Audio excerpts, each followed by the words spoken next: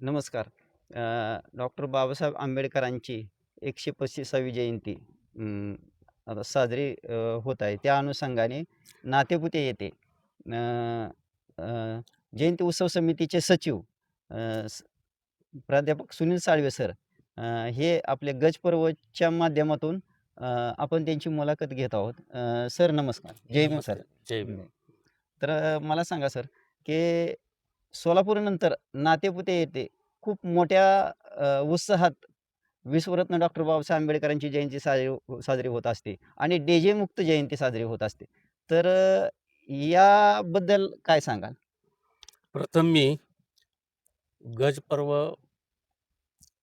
चॅनलचे संचालक, संपादक विलास एकनाथ भोसले यांचे खूप खूप आभारी आहे, की त्यांनी आमची ही मुलाखत घडवून आणली आणि नातेपुतेची जी जयंती आहे, ती खरंच एक ऐतिहासिक जयंती आहे. ती या अर्थाने, की नातेपुते हे जे शहर आहे, ते सोलापूरनंतर 2 नंबर क्रमांकाची या ठिकाणी जयंती साजरी होते. भव्य अशा मिरवणूक या ठिकाणी असतात. विविध उपक्रम या ठिकाणी राबवले जातात आणि विशेष म्हणजे ती डी मुक्त असते तुम्ही म्हणताय ते त्याप्रमाणे बरोबर आहे. तसं जर पाहायला गेलं तर मुक्त जयंती, भव्य जयंती ही नातेपुते क्रमांक 1च येईल. हं, इतक्या हं. उत्साहात आणि मोठ्या प्रमाणात भव्य अशी जयंती नातेपुते येथे साजरी केली जाते. आणि ह्या नातेपुते येथे विश्वरत्न डॉक्टर बाबासाहेब आंबेडकरांची जयंतीला सुरुवात कधीपासून झाली? कुठल्या सालापासून झाली? तशी तर जयंतीचा इतिहास पाहिला तर 1960 साली आमचे जे पूर्वज आहेत, हां, त्यांनी डोक्यावर बाबासाहेबांचा फोटो घेऊन जयंती काढलेली होती. हां, बाबासाहेबांचा निर्वाण 56ला झालं. हां. त्यानंतर 1960ला म्हणजे 4-5 वर्षातच जयंतीची या ठिकाणी सुरुवात झालेली आहे. हं, आणि त्या लोकांनी जी सुरुवातीची जयंती केली ती डोक्यावर बाबासाहेबांचा फोटो घेऊन मिरवणूक काढलेली होती. परंतु खरी जी जयंतीची सुरुवात आहे मी पाहतोय ते 1978 पासून हं, म्हणजे मी साधारणपणे 10वी-11वीला असल्यापासून मी हं, जयंती पाहतोय. हं, ही मोठ्या प्रमाणात जयंती साजरी केली हं, जाते. हं, हं, हं, सुरुवातीला जनार्दन सोरटे, हं, उत्तम सोरटे गुरुजी हं, हं, ही जयंती साजरी करायची हं, हं, आणि ती बैलगाडी जयंती साजरी करायची. हं, हं, बैलगाडीमध्ये तैलचित्र बाबासाहेबांचं लावून हं, हं, ती वेगवेगळे वाद्य, हं, बँड असतील, लेझिम, ताशा, हं, ढोल ताशा अशी भव्य अशी मिरवणूक त्या काळापासून सुरू होती. हं, हं, परंतु साधारणपणे 1990 हं, हं, ते 2000 सालापर्यंत हं, हं, याच्यामध्ये जी पहिली पिढी, दिग्गज पिढी या ठिकाणी कार्यकर्त्याची निर्माण झाली हं, हं, आणि त्याच्यामध्ये मग एन.के. साळवे असतील, हं, युवराज वाघमारे असतील, हं, श्रावण सोरटे असतील हं, किंवा नवाज सोरटे असतील, दत्ता सोरटे, समीर सोरटे, आप्पासाहेब सोनवणे सर, हं, त्यानंतर प्रकाश साळवे, संजय साळवे हं, हं, हे पूर्वीचे ह्यांना मोठ्या प्रमाणात या ठिकाणी अध्यक्ष सचिव म्हणून या ठिकाणी जयंती साजरी केलेल्या आहेत.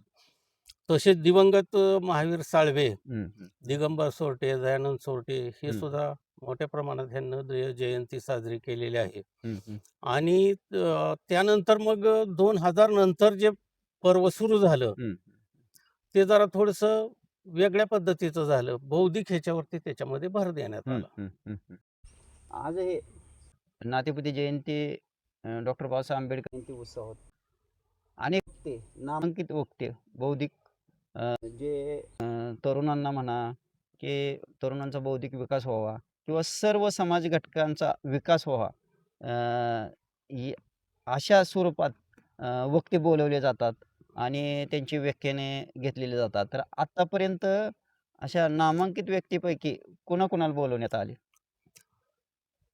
हे पहा, जेव्हा मी आता सांगितलं, की हे जे जे दिग्गज नेते आहेत, हं, ह्यांनी मग जी जयंती घेतली त्याच्यामध्ये बौद्धिक ह्याच्यावर खूप भर दिला. हं, हं, हं, त्याच्यामध्ये मग एन.के. साळवे, हं, श्रावण सोरटे वगैरे हे सगळे तर सांगितलेच. ही जी हं, फळे आहे, हं, हं, ह्या फळीनं मोठ्यापैकी या ठिकाणी बौद्धिक घेण्याचा कार्यक्रम आणि महाराष्ट्रातले नामांकित मग हं, हं, वक्ते जे आहेत, नामांकित. हं, ते जयंतीसाठी बोलवण्यात आले. हं, हं, उदाहरणादाखल सांगायचं झालं तर यशवंत मनोहर, हं, हं, हं. कोळशे पाटील, हो.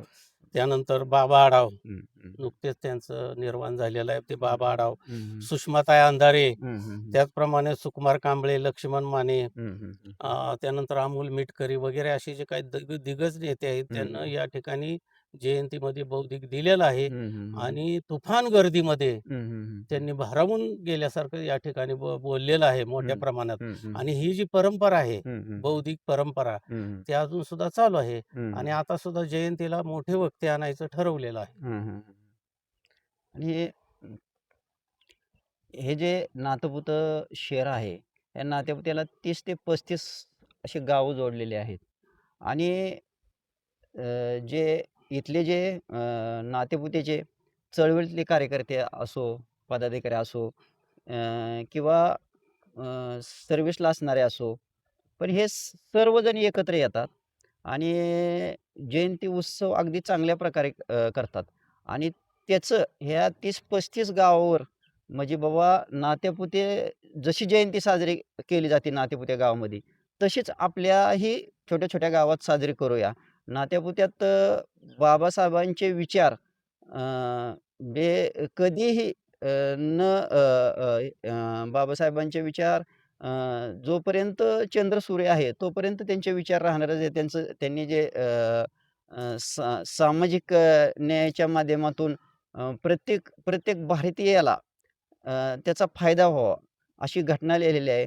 आणि ह्या घटनेच्या माध्यमातून किंवा त्यांच्या विचाराच्या माध्यमातून जे विचार पोहोचवले जातात, तसे म्हणजे नातेपुते जयंती उत्सव समितीच्या पदाधिकाऱ्याकडून असो किंवा जे सामील होतात त्यांच्याकडून. त्याचप्रमाणे आजूबाजूच्या 30-35 खेडेगावातली लोकंही त्याचप्रमाणे हे करतात. तर ही जयंती अतिशय शांततेच्या मार्गाने होत असते. प्रशासन सुद्धा म्हणतं, की नातेपुत्यातली जयंती नाही. एवढा मोठे उत्सव साजरा होतो, पण कुठेही गालबोट लागत नाही आणि शांततेत होते. तर याच्या मागचं काय? म्हणजे तुम्ही नियोजन कसं करता?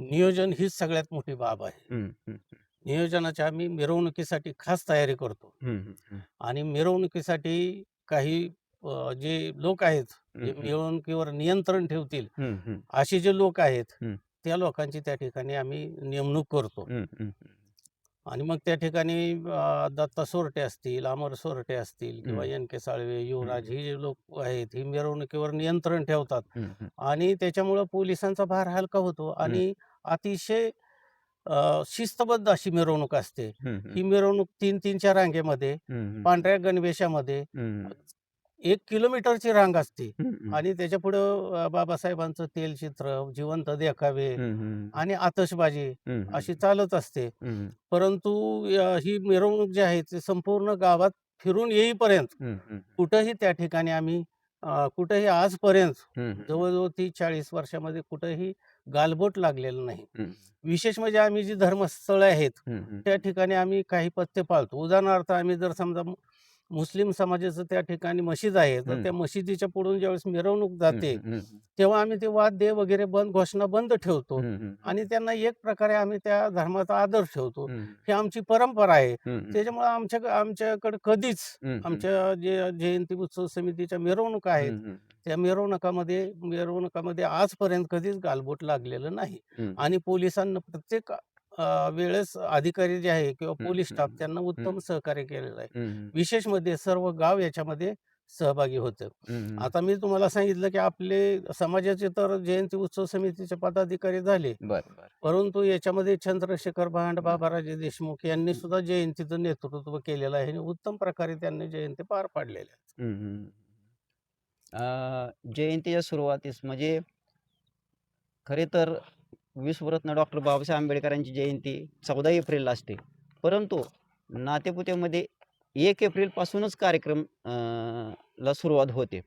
आणि अ, अभिमानाची किंवा एक आनंदाची गोष्ट अशी आहे, की नातेपुते शहरात, नातेपुते गावात 1 एप्रिलला जो चौथा स्तंभ म्हणतात, हे पत्रकार ह्यांचा सन्मान ठेवलेला असतो. बाबासाहेबांना अभिवादन करून पत्रकारांचा सन्मान करून जयंती उत्सवाला सुरुवात केली जाते 1 तारखेपासून. तर हे जिल्ह्यात किंवा परजिल्ह्यात कुठेही ऐकायला मिळत नाही, बघायला मिळत नाही. परंतु नातेपुत्यातच होतं. मग ही कल्पना कोणाची? म्हणजे 4थ्या स्तंभाचा सन्मान करायचा वगैरे 1 तारखेपासून सुरुवात होती आणि ते बी पत्रकारांचा सन्मानापासून सुरुवात होती. बाबासाहेबांना अभिवादन केल्यानंतर 1 तारखेला पत्रकारांचा सन्मान घेतला जातो. तर हे कल्पना कोणाची किंवा हे हे जे जिल्ह्यात होत नाही ते नातेपुत्यात होतंय हे हे कसं काय? मी तुम्हाला अगदी अभिमानानं सांगू इच्छितो, की तुम्ही म्हणला त्याप्रमाणे हा जो आहे तो 4था स्तंभ आहे. घटनेचा 4था स्तंभ आहे. अत्यंत महत्त्वपूर्ण असा हा स्तंभ आहे आणि म्हणून आम्ही त्यांचा सन्मान पहिल्यांदामध्ये 1 ते 14 पर्यंत कार्यक्रम चालतात. त्याच्यात पहिल्यांदा घ्यायचं ठरवलेलं आहे आणि म्हणून आम्ही तालुक्यातील आणि नातेपुते गावातील, पंचक्रोशीतील आणि तालुक्यातील काही पत्रकारांना बोलवून त्यांचा सत्कार ठेवतो. त्याचा उद्देश असा आहे, की बाबासाहेब स्वतःसुद्धा एक वर्तमानपत्र चालवत होते. अनेक वर्तमानपत्र त्यांनी चालवले आणि ते संपादक होते आणि म्हणून आम्ही हा जो उपक्रम आहे, तो उपक्रम त्या ठिकाणी राबवत आहोत. हं. तर सुरुवात केली 1978 पासून जे सुरुवात झालेली आहे. डोक्यावर फोटो घेऊन बाबासाहेबांची जयंती साजरी केलेली आहे. काही बुजुर्ग आता ते नाहीत काही लोकं सुरुवात केलेली. परंतु त्याच उत्साहाने दरवर्षी जे अध्यक्ष नेमलेला असतो, सचिव नेमलेला असतो, जे पदाधिकारी नेमलेले असतो, दरवर्षी त्याच उत्साहाने डॉक्टर बाबासाहेब आंबेडकरांची जयंती साजरी करत असतात आणि आजही जो सुरुवातीचे अध्यक्ष होते, त्याचप्रमाणे आजही 2035 म्हणजे 135वी जयंती साजरी होत आहे. आजही तरुण म्हणजे जो संघर्ष सोरटे आजच्या म्हणजे 2026 जयंती उत्सव समितीचे अध्यक्ष म्हणून आले आहेत. ते संघर्ष सोरटे किंवा सर असतील, वाळके सर असतील, एन-के साळवे असतील, युवराज वाघमारे असतील, नवाज सोरटे असतील, दत्ता सोरटे असतील, जे काय आहेत पदाधिकारी त्याच उत्साहाने त्याच ह्यानी खेळीमेळीच्या ह्यानी एकत्र येऊन ह्या या विश्वरत्न डॉक्टर बाबासाहेब आंबेडकरांची जयंती मोठ्या उत्साहात साजरी करत आहेत आणि सरासारखे अं, माणसं सपोर्ट करत आहेत. एक अभ्यासू नेतृत्व म्हणून त्यांच्याकडे पाहिले जाते आणि त्यांनी आज आपल्या गज पर्व ह्या चॅनलला मुलाखत दिली. सर तुमचे आभार आणि धन्यवाद. Thank you.